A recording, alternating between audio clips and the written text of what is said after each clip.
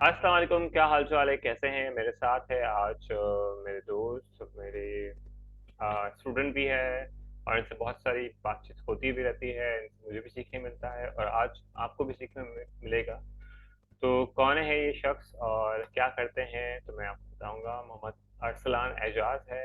Basically लिया से है, आजकल लाहौर में है और ये पाकिस्तान भर में जब भी देखे नई नई पोस्ट कर रहे होते हैं। तो एडेक्स कंपनी में भी इसकी एजेंसी है डिजिटल मार्केटिंग की और डिजिटल मार्केटिंग में ऑनलाइन काम करते हैं और ढेर सारा पैसे कमाते हैं। यानी $500 जो हम बात करते हैं, हमेशा मैं, रेहान भाई या रेहान भाई का विजन है कि हर पाकिस्तानी 1 लाख रुपए महीना कमाए। तो इन्होंने इस विजन को बहुत अच्छे से क्रॉस किया है और मेरी इनकी मुलाकात कब से हुई, क्या स्टोरी है, तो इनसे भी सुनते हैं तो मजीद जानते हैं। Thank you so much Ejaz, क्या हाल चाल है? अल्हम्दुलिल्लाह सर, कैसे हैं आप? ठीक हैं? तबीयत से ठीक है? ठीक है, तो बताइए शुरू शुरू से। शुक्रिया सर, आज आपने हाँ आज बिल्कुल। मौका दिया सर, शुक्रिया बहुत बहुत। मैंने मौका। और बेसिकली मैं लिया से हूँ। और अली रज़ा पंजवानी सर से मेरी सबसे पहली ऑनलाइन जो मीटिंग हुई थी वो 2017 सितंबर में हुई थी। और उस टाइम मैं लाहौर में आया हुआ था 1 साल से। और मैं वहाँ पे जॉब करता था लाहौर में एक रेस्टोरेंट में एज ए वेटर। और वहाँ पे बेसिकली स्टार्ट कैसे हुआ, तो स्टार्ट ऐसे हुआ कि वहाँ पे मैं एक दफ़ा एक टेबल क्लीन कर रहा था, तो मैंने एक अखबार देखा जिसमें मुझे ऑनलाइन अर्निंग के हवाले से पता चला कि पोस्टर लगा हुआ था। तो फिर मैंने सोचा कि क्यों ना कोई अपने फेसबुक नेटवर्क में मैं ऐसा बंदा तलाश करूं, ऐसी शख्सियत देखूं जो कि ये काम करते हों। तो मुझे अली रज़ा पंजवानी साहब मिले जो मेरी फ्रेंड लिस्ट में थे, क्योंकि मैं रैंडम पीपल ऐसे ऐड करता रहता था। तो मैंने इंटरव्यू स्टार्ट किया, इंट्रोडक्शन दिया और उन्होंने भी बहुत अच्छे से, जो आज आपके सामने बैठे हैं, मुझे अच्छे से गाइड किया और मुझे बताया कि आप जी बिल्कुल इससे कर सकते हैं अर्निंग। और उसके कुछ अरसे बाद डिजी स्किल आ गया। साथ साथ अली रज़ा पंजवानी साहब ने मुझे बोलना सिखाया कि आपने कैसे स्टार्ट करना है, आप यूट्यूब स्टार्ट कर लो। तो मैंने एक छोटा सा चैनल अपना स्टार्ट किया अरसलान इजाज के नाम से। और पहले उसका नाम पीटू सोल्यूशन था, जो कि अली रज़ा सर ने मेरे साथ ही स्टार्ट करवाया मुझे। और मुझे पता है अच्छी तरह कि उस टाइम मुझे किस तरह गाइड किया, जिस तरह एक बच्चे को गाइड किया जाता है, बिल्कुल इसी तरह के। मुझे वीडियो बनाना नहीं आता था, मुझे बोलना नहीं आता था। तो अली रज़ा सर मुझे अक्सर कहते थे कि आपने क्या करना है कि आपने ऐसे बोलना है जैसे आपके सामने लाखों ऑडियंस बैठी हो और आप ऑलरेडी अपने गोल अचीव कर चुके हो। तो मैं यही समझ के करता था और अपने माइंड में हमेशा मैंने बिठा लिया था कि ये चीज़ मैंने करनी है और मैं कामयाब हो चुका हूँ अगर मैं कर रहा हूँगा आगे तो। और साथ साथ फिर मैंने यूट्यूब के साथ साथ मजीद डिजी स्किल से लर्न करना स्टार्ट किया और फ्रीलांसिंग की तरफ गया। और अल्हम्दुलिल्लाह पहले 1 साल में मैंने $5000 जो है वो मैंने फ्रीलांसिंग से सिर्फ और सिर्फ अपवर्क से अर्न किए। और साथ में मैंने फाइवर को स्टार्ट किया। साथ साथ मजीद टीम मेंबर ऐड किए जिसके साथ कारवां बनता गया। और फिर मुलाकातें भी होती रही, ऑनलाइन ही मीटिंग्स होती रही अली रज़ा सर के साथ मेरी। और ऐसी ऐसी चीज़ें सीखने को मिली मुझे टेक्नोलॉजी में जो मैंने कभी ज़िंदगी में सोची भी नहीं थी। हालांकि जब मैं लाहौर में आया था जॉब करने तो उस टाइम मुझे ये पता नहीं था कि वाईफाई किसे कहते हैं।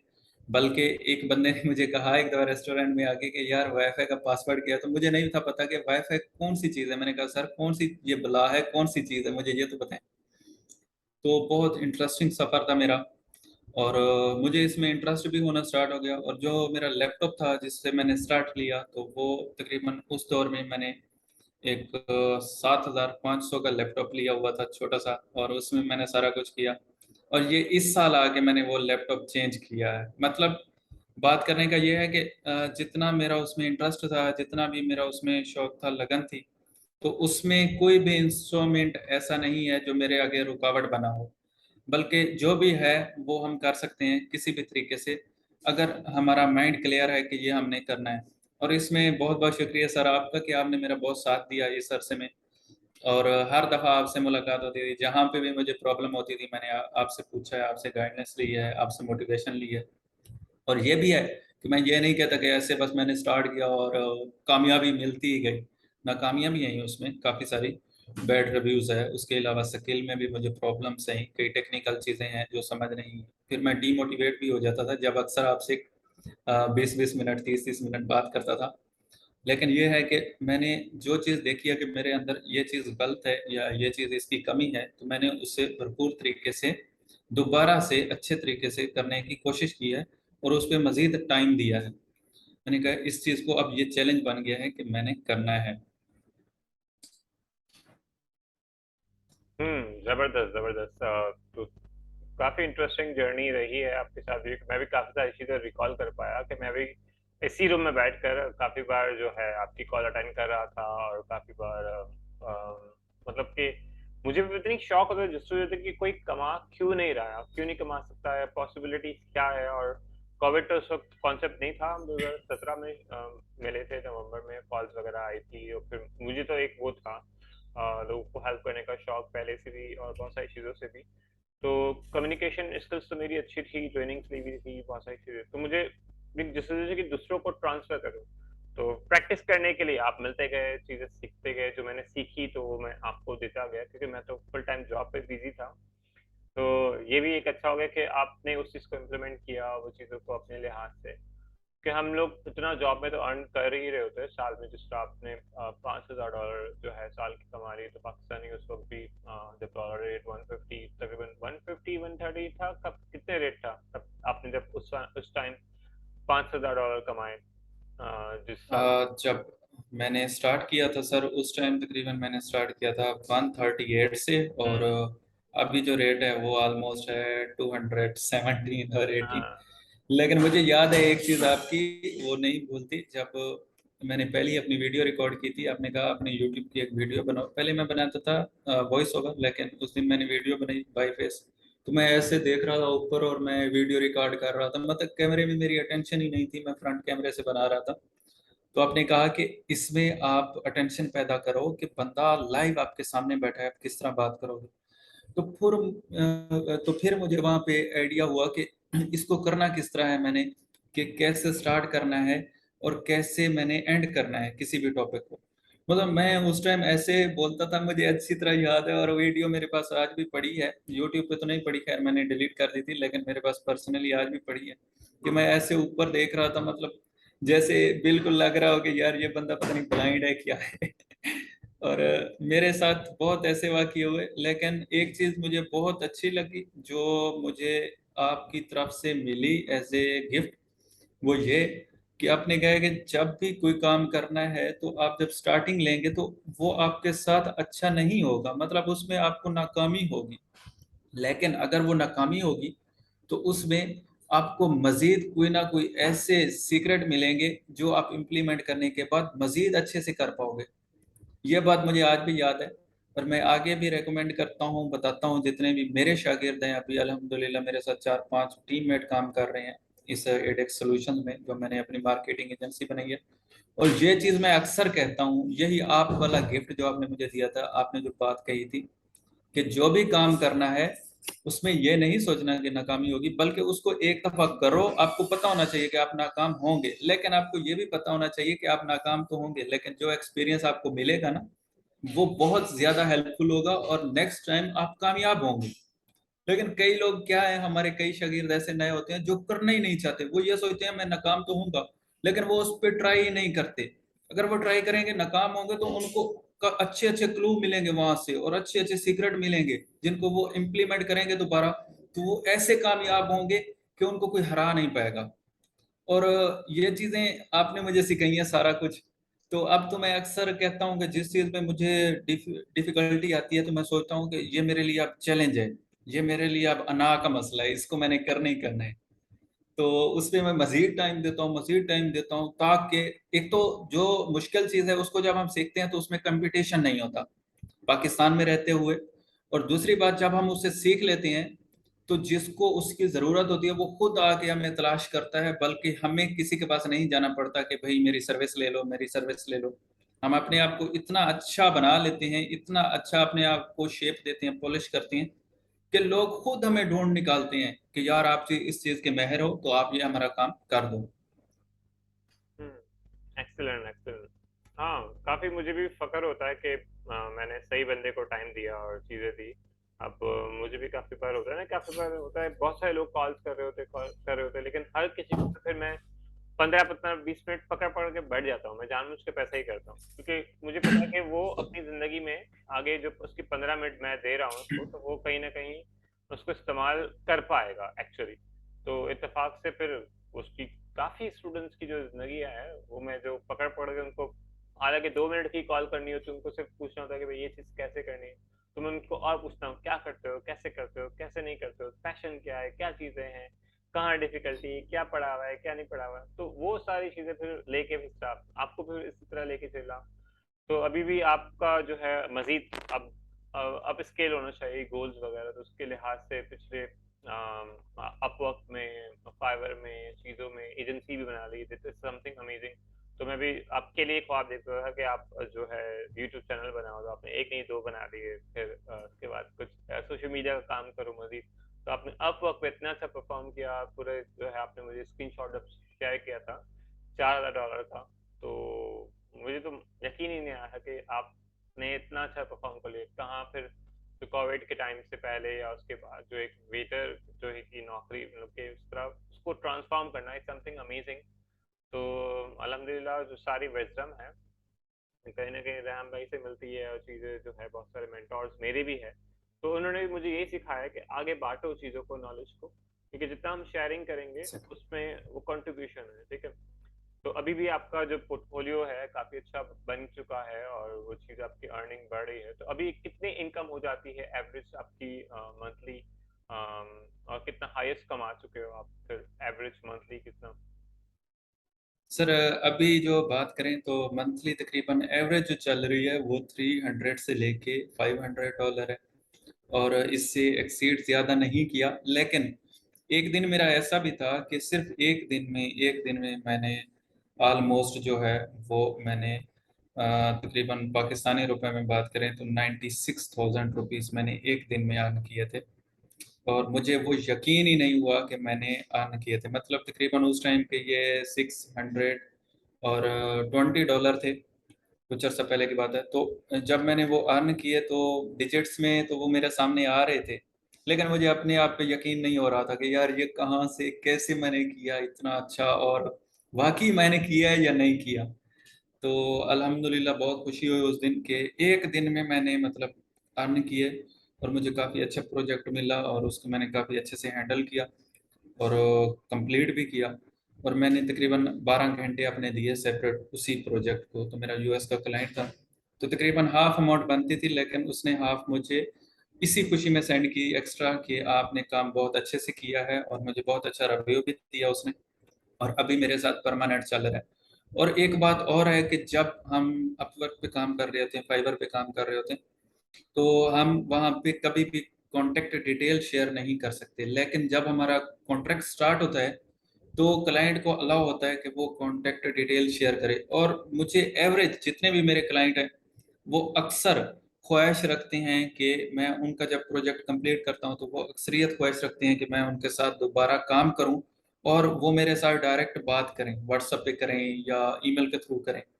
तो अल्हम्दुलिल्लाह जितने भी मेरे क्लाइंट्स हुए हैं उनमें से तकरीबन 80% मेरे ऐसे क्लाइंट हैं जो रिटर्न मेरे पास आ रहे हैं, और वो मेरे साथ अभी व्हाट्सएप पे भी खुलम खुला बात करते हैं, किसी टाइम भी डायरेक्ट कॉल कर लेते हैं कि यार अरसलान ये मसला है, इसको हैंडल करना है, इसको इस तरह करना है।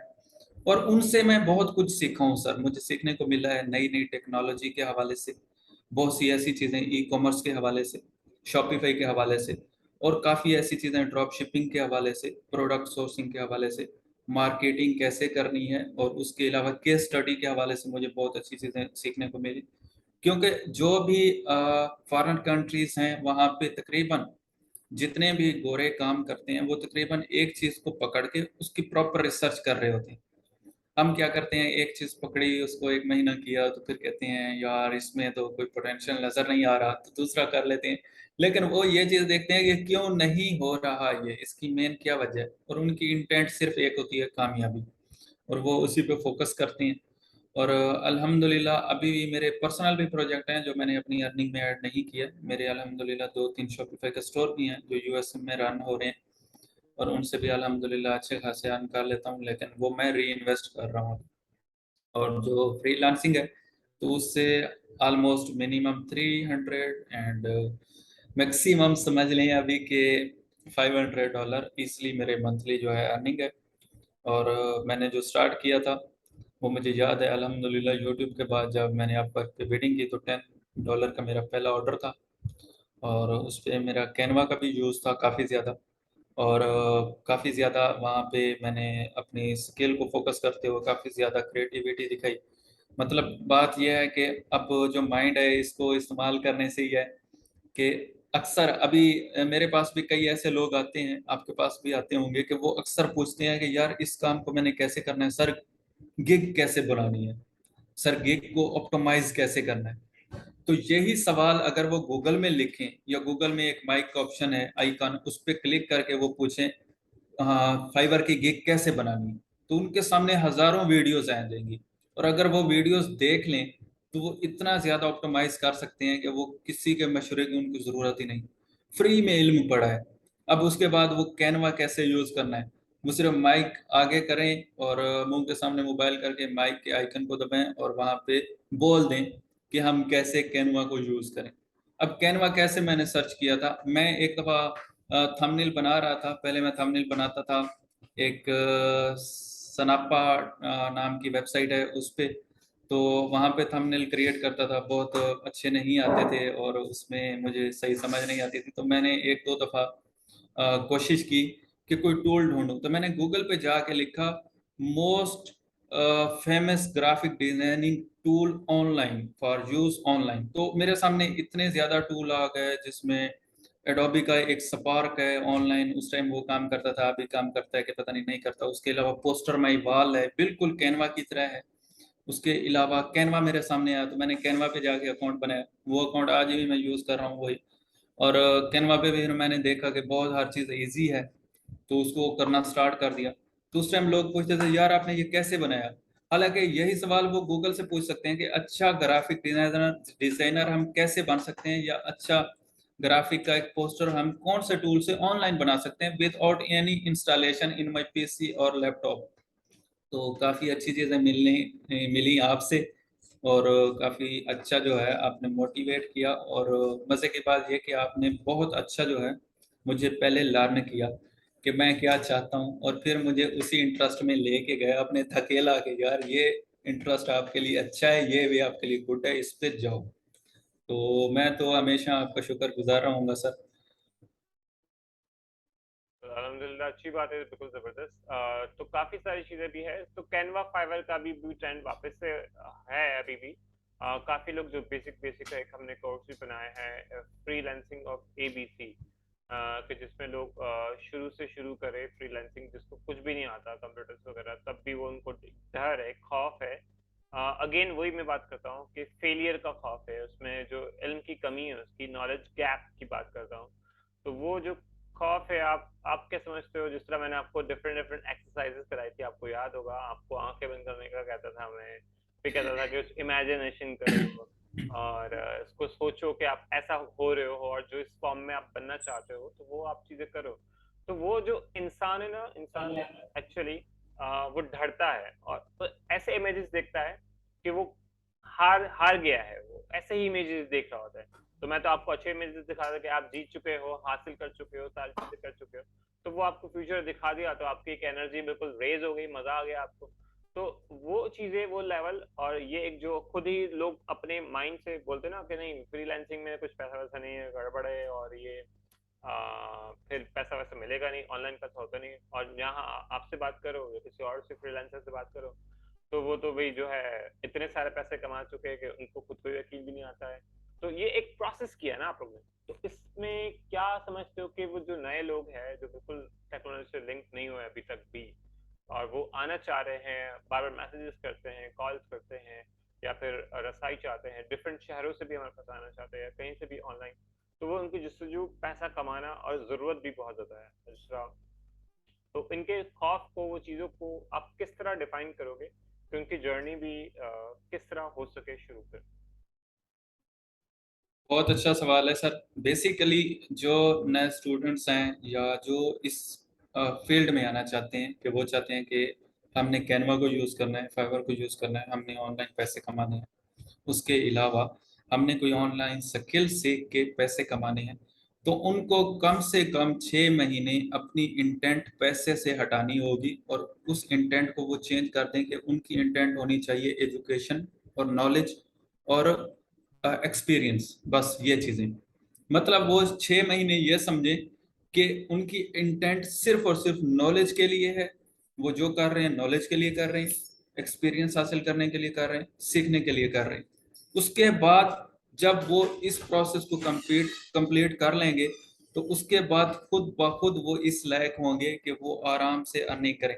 बेसिकली हमारी बेसिक इंटेंट ये होती है कि अगर मैं आज ये काम कर रहा हूँ तो कल मुझे $5 का ऑर्डर मिल जाए और मैं मंथली जो है एवरेज कमाना स्टार्ट कर दूं। बल्कि अब जैसे रिहान भाई कहते हैं अक्सर कि आप मंथली $500 कमाएं, तो वो ये कहते हैं कि मंथली $500 कमाएं, वो ये नहीं कहते हर स्टूडेंट को कि आप जो है ये जब सीखने आओगे ये दिन भी इंक्लूड कर लो उस मंथली में। वो कहते हैं पहले आप सीखें। अब 6 महीने 3 महीने टाइम तो दें एक चीज को, अब जब टाइम देंगे उसके बाद आप इस काबिल होंगे कि आप मंथली कमा सकेंगे। लेकिन हम उसको समझते हैं इस तरह कि रिहान भाई कह रहे हैं, अली रजा साहब कह रहे हैं कि मंथली आप $500 कमाएं, तो जो दिन आज हम स्टार्ट कर रहे हैं ये भी उसी में काउंट होगा। मतलब 1 महीना हम लर्निंग में गुजार रहे हैं तो हमें आने चाहिए, ये नहीं है। बल्कि हमें तकरीबन 3 से 6 महीने का गोल बनाना चाहिए कि हमारी इंटेंट सिर्फ और सिर्फ एजुकेशनल प्रोसेस के लिए है, एक्सपीरियंस के लिए है और लर्निंग के लिए है। उसके बाद हम इस काबिल हो जाएंगे। और यकीन करें कि जब बंदा इस काबिल हो जाता है तो खुद ब खुद दुनिया आपको ढूंढ लेती है, क्रॉल कर लेती है। अब जहाँ पे भी हो अब वो खुद ही ढूंढ लेंगे। और उसके अलावा ये भी है कि जब एक बंदा सीख जाता है तो उसको इतना एक्सपीरियंस हो जाता है कि वो खुद से ये कर सकता है। बेसिकली फ्रीलांसिंग में स्किल सीख ली थी मैंने। स्किल सीखने के बाद मुझे ये चीज इल्म में नहीं थी जो आपने मुझे सबसे पहले करवाई थी। वो क्या थी, आपने मुझे कहा था कि आपको बोलना अच्छा आना चाहिए। आपने जब भी क्लाइंट से बात करनी है आपके अंदर कॉन्फिडेंस होना चाहिए। यह चीज आपने मुझे 1 साल पहले सिखा दी थी। उसके बाद मतलब जब मैंने फ्रीलांसिंग स्टार्ट की, पहले मैं यूट्यूब करता रहा, फिर मैंने फ्रीलांसिंग स्टार्ट की। उसमें जब मैं आया तो मैंने देखा कि अब फ्रीलांसिंग स्टार्ट कर दी, बिडिंग स्टार्ट कर दी, क्लाइंट आना स्टार्ट हो गए। तो अब वहां पे मुझे बहुत ज्यादा कामयाबी मिली स्टार्टिंग में ही, क्योंकि मेरा बोलना पहले से ही आपने बेहतर करा दिया था। क्योंकि अब क्लाइंट को विन करना कोई मुश्किल काम नहीं है। आप क्लाइंट को विन कर लेते हैं, एक प्रोजेक्ट भी विन कर लेते हैं। मजा तब है कि आपका क्लाइंट बार बार आपके पास है। उसको सेटिस्फाई करना बहुत ही बड़ी बात है कि एक क्लाइंट आपके पास आया, कोई चीज परचेज की, उसकी सर्विस, आपकी सर्विस इतनी अच्छी थी कि उसको पसंद आई और वो दोबारा आपके पास आया। और ये तभी मुमकिन होगा जब हम अपनी तकरीबन 3 से 6 महीने इंटेंट सिर्फ लर्निंग को, एक्सपीरियंस को, या फिर इसके अलावा हम इसको नॉलेज को बना लेंगे। तो जब हम पैसे को ही पहले दिन से इंटेंट बनाएंगे कि पैसा ही हमने कमाना है इसीलिए हम सीख रहे हैं, तो फिर वो नहीं होगा। और 6 महीने के बाद बंदा इतना काबिल हो जाएगा खुद ही कि उसको हर चीज़ का इल्म होगा कि यार ये जो मेरे पास स्किल है, अगर मैं एक क्लाइंट भी सिर्फ एक दिन में मैं 10 बेटिंग करता हूँ, और फाइवर पे भी बायर रिक्वेस्ट मिलती हैं 10 डेली की, तो मैं अगर एक दिन में 20 डिफरेंट क्लाइंट्स को अप्रोच कर रहा हूँ और 20 में से एवरेज एक बंदा भी मुझे जवाब देता है और मैं उसे अच्छी तरीके से कम्युनिकेट करके उसे अपना पोर्टफोलियो या जो मैंने रैंडमली स्किल्स को यूज करते हुए मैंने अपनी क्रिएटिविटी दिखाई थी वो दिखाता हूँ, तो सोचें कि वो क्लाइंट क्यों नहीं आएगा आपके पास।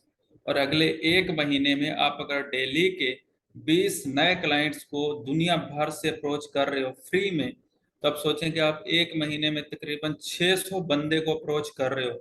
तो आप खुद हिसाब लगा सकते हैं इसमें से कि अगर 600 में से 6 क्लाइंट आ जाएं और 6 में से 3 भी आपके ऐसे क्लाइंट बन जाएं जो दोबारा बार बार आपसे परचेज करें, तो कहाँ पे बिजनेस जाएगा आपका 6 महीने में। लेकिन बात यही है कि हमें फर्स्ट ऑफ ऑल 6 महीने अपने आप को इस तरह देने होंगे कि हमने अपने आप को रीशेप करना है, हमने अपने आप को पॉलिश करना है, और हमने वो चीज़ें सीखनी है जिससे हम इस काबिल हो जाएंगे कि हम कमा सकें ऑनलाइन।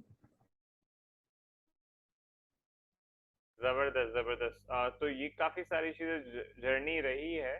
तो पोर्टफोलियो के बारे में मैं आपको पूछना चाहूंगा मजीद और आपको हेल्प करना चाहूंगा कि आपके कहीं अभी मजीद कोई चैलेंज हो आपके लिहाज से, आपको अपनी फील्ड में मजीद अपने आप को अपस्केल करने में, तो मैं आपको इसके लिए हेल्प कर पाऊँ।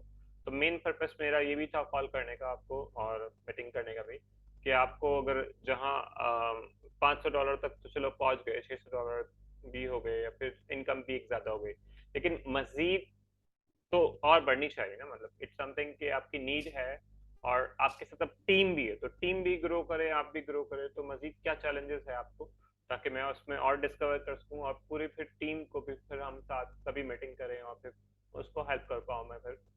Yes. First of all basically sir, अभी जो हमारे लिए चैलेंजेस हैं वो ये हैं कि तकरीबन हम कभी भी ये नहीं कह सकते कि इस टेक्नोलॉजी के दौर में हमने हर चीज़ सीख ली है, बस हम कंप्लीट हो गए हैं, अब हमें किसी चीज़ की ज़रूरत नहीं है। बल्कि डेली कोई ना कोई नई अपडेट आ रही होती है, डेली टेक्नोलॉजी में कई चेंजेस आ रही होती हैं, टर्म्स चेंज हो रही होती हैं, पॉलिसी चेंज हो रही होती हैं। मार्केटिंग की फील्ड में अक्सर ऐसे होता है कि जैसे गूगल है, फेसबुक है, ये अपनी पॉलिसीज भी चेंज कर रहे होते हैं, तो हर चीज़ से अपडेट रहना पड़ता है। तो इस चैलेंज से निपटने के लिए तो जो बेसिकली काम है वो यही है कि सेल्फ लर्निंग। अगर हम कमा भी रहे हैं तो हमें डेली तकरीबन 1-2 घंटे देने पड़ते हैं दोबारा नई चीज़ें सीखने के लिए, एडवांस कोर्सेज के लिए। हम कभी भी ये नहीं कह सकते, जितना बड़ा भी फ्रीलांसर हो या मेंटर हो, वो कभी ये नहीं कह सकता कि अब बस मेरी लर्निंग कंप्लीट हो गई है, मैं बिल्कुल मुकम्मल हो गया हूँ। और दूसरे नंबर पे जो हमारे सामने चैलेंज है वो है मैनेजमेंट का, क्योंकि टीम को हैंडल करना और प्रोजेक्ट मैनेजमेंट बहुत ही मुश्किल काम है, जिसमें मुझे अभी बेसिकली मसला आ रहा है। क्योंकि जो मेरे टीममेट हैं, मेंबर हैं, वो सारे मेरे साथ तकरीबन रिमोट पे ही काम करते हैं, फिजिकली मेरे साथ कोई नहीं होता। तो काफ़ी बार मसला आता है कि हमें मैनेजमेंट का या डिलीवरी का, तो उस हिसाब से भी वहाँ पे हमें टाइम देना पड़ता है। तो इसमें कोशिश है कि मज़ीद इसे बेहतर से बेहतर करें। अभी पहले हम ज़्यादातर ज़ूम को ही या उसके अलावा स्लैक को यूज़ करते थे प्रोजेक्ट मैनेजमेंट के लिए, लेकिन अभी हम सोच रहे हैं कि हम ऐसा एक सॉफ्टवेयर यूज़ करें जिसमें फॉर एग्जांपल हमारा एक टीम मेंबर काम कर रहा है रिमोट पे अपने टाइम जोन में, और दूसरा टीम मेंबर उसी टाइम पे सेम टाइम पे रेस्ट में है। तो वो अपना काम करके जो नेक्स्ट टास्क है, तो वो जो रेस्ट कर रहा है टीममेट, तो उसके लिए असाइनमेंट छोड़ के एक ही प्लेटफॉर्म पे चला जाए, और उसके बाद जब रेस्ट वाला टीममेट उठे तो उसके सामने हर चीज़ सामने आ जाए कि कौन कौन से टास्क उसने करने हैं, और वो कंप्लीट करने के बाद अपना इजी फील करें। तो इसके लिए काफ़ी सारे टूल्स भी हैं, लेकिन फ़िलहाल फिर भी हमें उसमें डिफ़िकल्टी पेश आ रही है उन्हें यूज़ करने में और चीज़ों को मज़ीद बेहतर करने में। फिर क्लाइंट की कम्युनिकेशन है, तो उनको सेटिस्फाई करना होता है, जो सबसे बड़ी मेन वजह है, तो वो सिर्फ मैं करता हूँ कम्युनिकेशन क्लाइंट्स के साथ, बाकी टीममेट नहीं करते। या कई बार ऐसा होता है कि इंग्लिश बोलने में भी प्रॉब्लम आता है कि जी इंग्लिश कैसे बोला जाए या इंग्लिश में हम कैसे क्लाइंट के साथ बात कर सकते हैं। हालांकि स्टार्टिंग में मुझे पता है कि मैंने बहुत ज़्यादा ऐसे डिफ़िकल्टी देखी कि मैं स्टार्ट करता था क्लाइंट से बोलना, लेकिन मैं कई वर्ड ऐसे गलत बोल जाता था और क्लाइंट समझ जाता था, लेकिन वो मुझे कुछ नहीं कहता था। लेकिन बार बार करने से अल्हम्दुलिल्लाह इतनी इम्प्रूव हो गई है कि अच्छे से बात कर सकें, लेकिन फिर भी मैं समझता हूँ कि अभी तक मुझे ज़रूरत है उसे इम्प्रूव करने की। ये भी साथ बहुत ज़रूरी है। तो ये 3 चीज़ें हैं सर, जिन पे अभी काम जारी है और इंशाल्लाह इसे इम्प्रूव करेंगे। साथ में ये भी ज़रूरी है कि अभी अर्निंग को मज़ीद बढ़ाया जाए, तो उसके लिए साथ-साथ नई भी बिल्डिंग करते हैं। प्रोजेक्ट को समझना भी बहुत ज़रूरी है। ये भी एक सक्सेस की निशानी है कि अगर आप एक प्रोजेक्ट ले रहे हैं और वो आपके अंदर स्किल नहीं है, तो आप नाकामी की तरफ जा रहे हैं। अगर आपको क्लियरली इस चीज़ का पता है कि जो अभी आप स्किल है आपकी और आप उसी से रिलेटेड क्लाइंट को बिड कर रहे हैं, तो ये आपके लिए अच्छा है, बेशक उस पे क्लाइंट आपको मिले या ना मिले। फॉर एग्जांपल कई दफ़ा ऐसा होता है कि मैंने स्टार्टिंग में रैंडमली हर ऐसी जॉब पे मैंने बिड स्टार्ट कर दी जिसका मुझे पता भी नहीं होता था कि ये क्या चीज़ है। तो वो क्लाइंट आते थे बेसिकली मेरे पास इंटरव्यू के लिए, वो इंटरव्यू करते थे और उसके बाद वो चले जाते थे। उनको मुझे भी पता था कि उन्होंने इंटरव्यू किया है, मुझे कुछ नहीं पता होना। तो वो मेरी स्किल से रिलेटेड ही नहीं होता था, वो इंटरव्यू करते थे चले जाते थे, लेकिन उसका एक इफेक्ट छोड़ के जाते थे मेरी प्रोफाइल पे, वो ये कि जो प्लेटफॉर्म है जैसे अपवर्क है, फाइवर है, तो वो ये कंसीडर करता है कि क्लाइंट आया है, उसने इंटरव्यू किया है, तो मे भी इसके अंदर इतनी खासियत नहीं है, इतनी क्रिएटिविटी नहीं है कि इसको हायर कर पाता। तो ये भी हमारी डी रैंकिंग के लिए बहुत ज़्यादा जो है ना वो खतरनाक है कि ये हमारी प्रोफाइल को डी रैंक कर सकता है, हमारी प्रोफाइल नीचे आएगी, उस पर इंप्रेशन कम हो जाएंगे, क्लिक्स कम होंगे। तो basically accurate person accurate job पे भी बिड करना बहुत ज़रूरी है, जिसका क्लियरली पता हो, ताकि उस पर क्लाइंट है तो हायरिंग रेशियो जब ज़्यादा होगी तो ऑटोमेटिकली हम बूस्ट करेंगे, चाहे हम नए हैं। तो अभी जो दूसरा चैलेंज आपने बताया है कि आपका चैलेंज आपका क्या है, टीम का है, ठीक है, टीम आपकी रिमोटली है। तो कभी आपने सोचा कि आप अपनी टीम को अपनी विद इन सिटी में कोई हायर करो? जी बिल्कुल, काफ़ी दफ़ा ऐसा सोचा है कि मैं एक वर्क स्पेस में अपने टीममेट्स के साथ बैठ के काम करूं और उनके साथ सारे प्रोजेक्ट हैंडल करें। और एक दफ़ा मैंने ट्राई भी की है, लेकिन उसमें ये मसला है कि जो लर्निंग के हवाले से है अगेन, कि जितने भी मैंने इंटरव्यूज़ किए, तकरीबन मैंने 25 to 30 इंटरव्यूज़ किए उस टाइम में। और मैंने देखा कि उसमें जितने भी आए हैं तो वो कोई सीखना नहीं चाह रहा था बेसिकली। तकरीबन हर बंदे का ये होता है कि ये स्किल मेरे पास है तो मैं इस पे जाऊंगा तो मैं फ़ौरन एडजस्ट हो जाऊंगा, लेकिन ये एबिलिटी नहीं रखता कोई कि अब हम मज़ीद सीखें। किसी भी इन्वायरमेंट में जाने के बाद जो मेन थिंग होती है कि उसके मॉड्यूल को समझना। अगर हम किसी क्लाइंट के साथ भी काम कर रहे हैं तो हम ये कोशिश करते हैं कि बातों बातों में उसके बिजनेस की नेचर को समझें, ताकि हम मज़ीद इजीली उसका काम कर सकें, मज़ीद हमें जो है वहाँ पे आसानी पैदा हो। लेकिन जो चीज़ मैंने देखी है लोकली वो ये है कि जब भी मैंने हायरिंग की कोशिश की या नए टीम मेंबर ऐड करने की कोशिश की, तो वो ये नहीं चाहते कि अभी हम इसको मज़ीद लर्निंग प्रोसेस में लेके चलें, बल्कि वो ये चाहते हैं कि अभी बस पैसा कमाना चाहिए स्टार्टिंग में।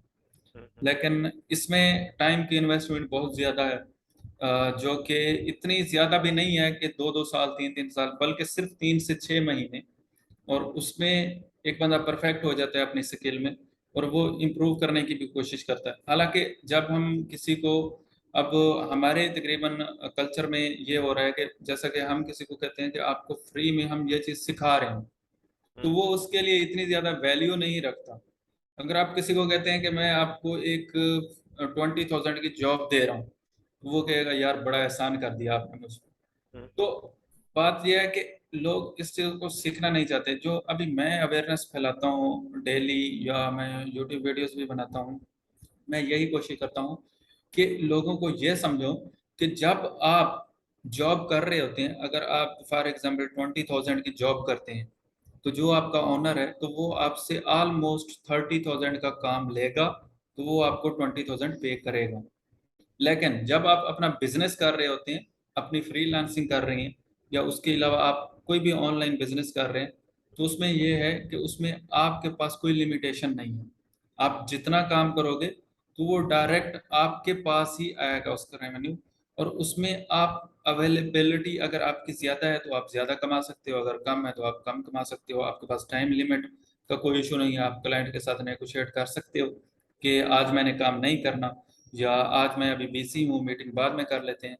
लेकिन जब आप ऐसे एक जॉब पर्सन, जैसा कि एक जॉब में चले जाते हैं, हम ये नहीं सोचते अपनी लास्ट, मतलब जो बात करना चाहूँगा कि हम ये नहीं सोचते कि हमने लाइफ में कुछ अचीव करना है, तो फिर कैसे हम एक जॉब से सारा कुछ मैनेज कर पाएंगे। तो इसके लिए बहुत ज़रूरी है कि हमें शुरू शुरू में 3 से 6 महीने देने चाहिए। और अगर हम फिजिकली भी कहीं पे किसी के साथ वर्क स्पेस पे काम करने जा रहे हैं तो हमें चाहिए कि उसकी जो भी सजेशंस हैं उसको मानना चाहिए। साथ में वो जो जो आपको कहता है कि इस तरह के आप टेस्ट दें, इस तरह के आप ये वीडियोस दो देख लें, या इस तरह की चीज़ों को आप फॉलो करें, तो फॉलो करने में आपको खुशी होनी चाहिए, क्योंकि आप ग्रो कर रहे हैं, आप अपनी सेल्फ को इम्प्रूव कर रहे हैं। तो ये चीज़ें करना लाजमी है। और साथ में गोल ये होना चाहिए कि यहाँ से हमारा स्टार्टअप है, अब भी काफ़ी आसमां और हैं जो हमने देखनी है, काफ़ी दुनिया ऐसी है जो हमने देखनी है। और अगर हम इस लेवल में चले गए कि हमने जस्ट जॉब करनी है, तो फिर उसमें यही है कि जो आपसे आपको जॉब दे रहा है तो वो आपसे तकरीबन 50 to 100% मजीद अर्न भी करेगा और आपको वही देगा जो आपको उसने काम दिया हुआ है। और ये तो कभी हो ही नहीं सकता कि एक बंदा किसी को हायर करता हो, वो उसे 20,000 दे रहा है या 50,000 भी दे रहा है और उसके अंदर से अर्न कर रहा हो 40,000, मतलब 10,000 वो अपनी जेब से दे रहा हो, ये तो कोई ऑनर भी नहीं करता। तो ये चीज मेरे माइंड में बैठी बहुत ज्यादा कि अगर एक बंदा हमें जॉब देता है तो वो क्या हमें अपनी जेब से पे करता है? ये सवाल हमें लाजमी अपने आप से पूछना चाहिए। और अगर एक बंदा जॉब दे के हमें हैंडल कर सकता है, हमें वो पाबंद बना सकता है कि यार आपने सुबह 9 बजे पहुंचना है, शाम को इतने बजे जाना है, इतने बजे मीटिंग है, तो हम खुद क्यों नहीं अपने आप को पाबंद बना सकते कि हम ये काम हमने इतने बजे करना है, इस टास्क को मैंने इतने बजे करना है, मैंने ब्लॉगिंग करनी है, मैंने कैनवा को रोजाना 1 घंटा देना है, प्रैक्टिस करनी है, मैंने फाइवर को 2 घंटे देने हैं, मैंने वहां पे देखना है, बायर रिक्वेस्ट आई हुई है तो भेजनी है, एसईओ कैसे करनी है, कैसे हमने फाइवर की गिग को ऊपर लेके आना है। अब कई टर्म्स हैं सर। अब फाइवर पे देखें हम एक ही चीज में लगे हुए हैं, लोगो डिजाइनर, ग्राफिक डिजाइनर, लोगो डिजाइनर, ग्राफिक डिजाइनर, हालांकि हम उसी टेक्निक को चेंज कर सकते हैं।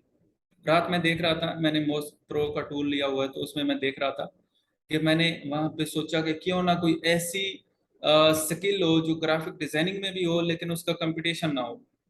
तो पहले मैंने देखा ग्राफिक डिजाइनर में हमारे सामने 27,000 गिग्स आ रही थी internationally, all over the world. और अब जब मैंने उसमें लिखा गेमिंग लोगो डिजाइनर तो उसमें सिर्फ 27 गिग्स आ रही थी। और जब मैंने बटन ऑन किया ऑनलाइन स्टेटस का तो उसमें सिर्फ 3 लोग ऑनलाइन बैठे थे।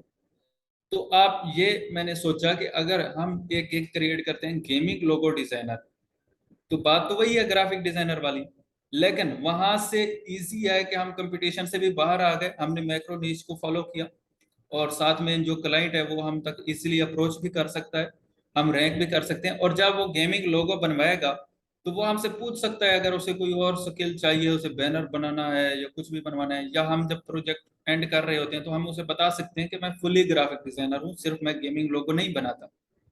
लेकिन हम एक ही कंपटीशन में जब घुसे होते हैं तो हम वहां पे ज्यादा रैंक नहीं कर पाते।